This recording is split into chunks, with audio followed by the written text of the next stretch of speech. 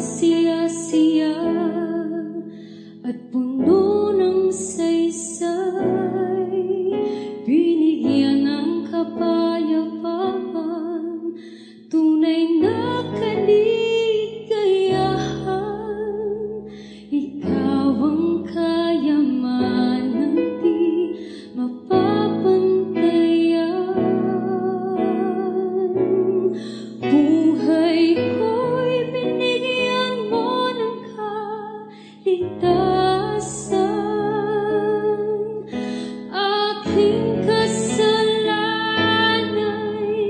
kinalimutan.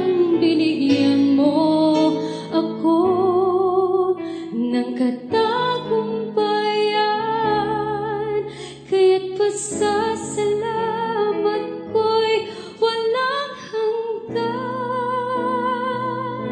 Aking ibinabalik ang lahat ng papuri, ang pagdakila at ang pagluwalhati, pagkat ikaw ang karapat-dapat na sambahin.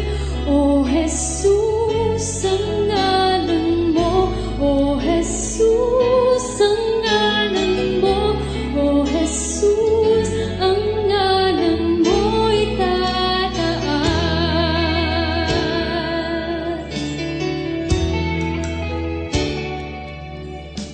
Wala na ngang makapapantay pa sa iyo. Ikaw ang siyang nagpa